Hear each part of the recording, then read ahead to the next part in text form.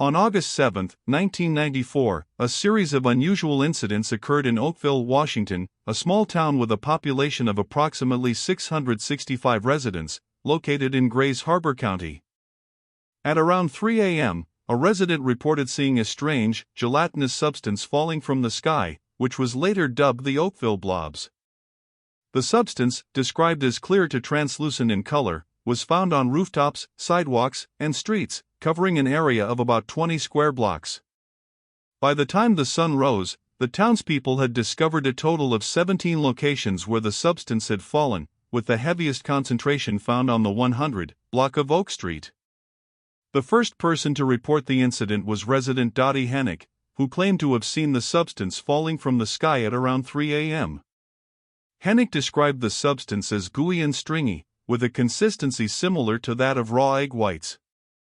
As news of the incident spread, other residents began to come forward, describing the substance as having a strong, pungent odor, similar to that of gasoline or formaldehyde.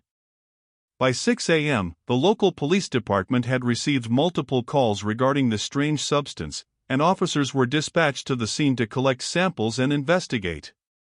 The initial investigation was led by Officer David Lacey, who collected samples of the substance from various locations around town. Lacey reported that the substance was extremely sticky and difficult to handle, requiring him to wear protective gloves and clothing to avoid skin contact. The samples were then sent to the Washington State Department of Ecology for analysis, where they were tested for various chemicals and toxins. Preliminary results, released on August 10, 1994, showed that the substance contained high levels of aluminum, silicon, and other metals, but the exact composition and origin of the substance remained unknown. As the investigation continued, residents of Oakville began to report a range of health problems, including headaches, fatigue, and skin irritation, which they attributed to exposure to the substance.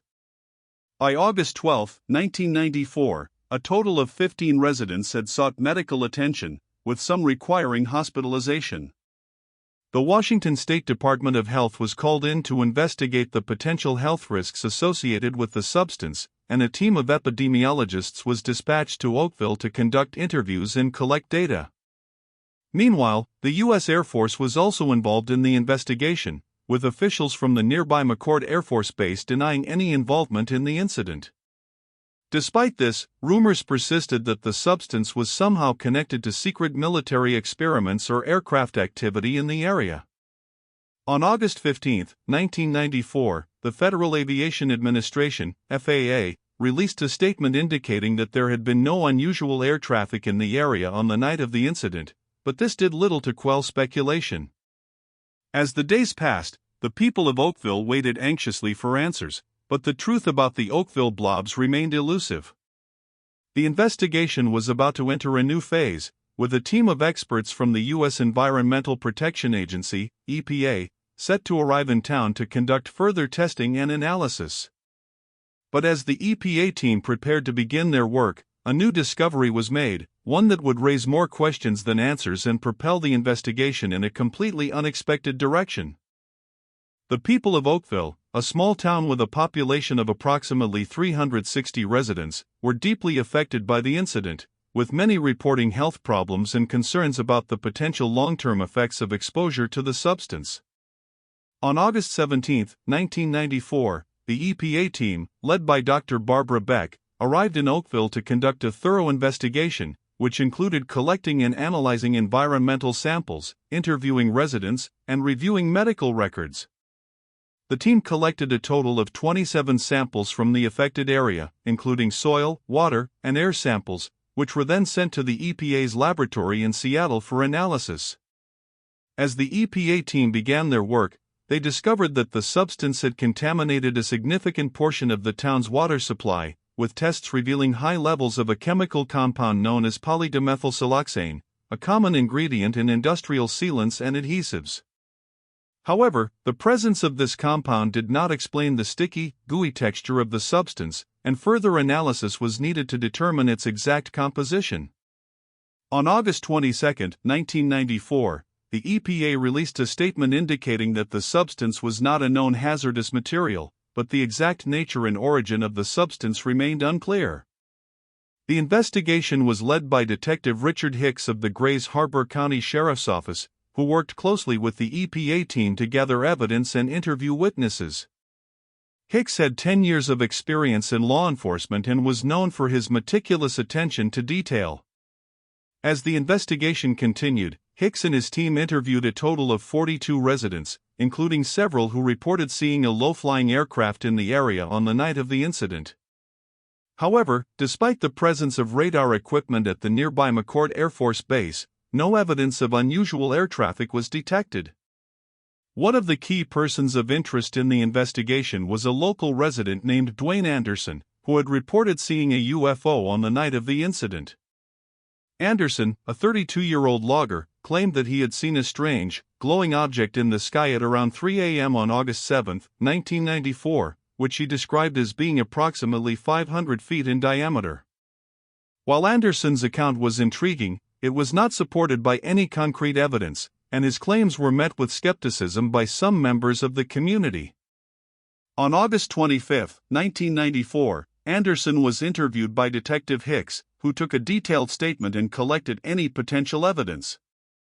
As the investigation continued, a number of theories emerged about the possible origin of the substance, including speculation about secret military experiments, industrial accidents, and even extraterrestrial activity. However, none of these theories were supported by concrete evidence, and the truth about the Oakville Blobs remained elusive. The EPA team's analysis of the environmental samples revealed high levels of silicon and oxygen, which suggested that the substance may have been some type of industrial waste or byproduct. However, the exact source and purpose of the substance remained unclear. On September 1, 1994, the EPA released a preliminary report on their findings, which indicated that the substance was not a significant threat to human health or the environment. However, the report also noted that further testing and analysis were needed to determine the exact composition and origin of the substance. As the investigation entered its final phase, the people of Oakville were left with more questions than answers, and the truth about the Oakville Blobs remained a topic of speculation and debate. The case would ultimately remain one of the most puzzling and intriguing unsolved environmental mysteries in American history, with the exact nature and origin of the substance never fully explained. On September 15, 1994, just 2 weeks after the EPA released its preliminary report, a local resident came forward claiming to have witnessed a large truck dumping a substance matching the description of the Oakville Blobs on the night of August 7, 1994. The resident, who wished to remain anonymous, provided a detailed description of the truck, including its license plate number and the direction it was headed after the dumping. However, when investigators attempted to follow up on this lead, they discovered that the license plate number was registered to a shell company with no known address or phone number. Further investigation revealed that the shell company was linked to a larger corporation with a history of environmental violations, including a notable case in 1987 where the company was fined $1.2 million for dumping toxic waste in a nearby state. This new information raised questions about the possibility of a deliberate act of environmental sabotage, but the lack of concrete evidence and the company's denying any involvement made it difficult to pursue this line of inquiry. As the case dragged on, the people of Oakville began to experience a range of health problems, including respiratory issues and skin rashes, which some attributed to exposure to the Oakville Blobs. However, the EPA's testing had shown that the substance was not toxic, and the agency was unable to establish a definitive link between the substance and the health problems. This contradiction has never been fully resolved, leaving many to wonder if the true extent of the health risks was ever fully understood. The investigation into the Oakville Blobs spanned over 6 months, involved 17 different agencies, and cost an estimated $2.5 million. Despite this extensive effort, the exact origin and composition of the substance remain unknown. The case files, which total over 10,000 pages, are still stored at the EPA's headquarters, a reminder of the frustrating dead ends and lingering questions that have become synonymous with this case. In the years since the Oakville Blobs were first discovered, there have been at least 5 similar incidents reported in nearby towns, although none have been conclusively linked to the original case. The recurrence of these incidents has led some to speculate about the possibility of a larger environmental issue, but without more information, it is impossible to say for certain. The Oakville Blobs case is a testament to the complexities and challenges of environmental investigations, where the truth can be obscured by a lack of evidence, conflicting testimonies, and the sheer scale of the inquiry. As the people of Oakville continue to live with the legacy of this incident, they are reminded that some questions may never be fully answered, and that the truth can be as elusive as the substance that sparked this 28-year-old enigma. The Oakville Blobs remain an unsolved puzzle, a reminder that the natural world is full of secrets, and that sometimes, the most enduring mysteries are the ones that lie just beyond our grasp.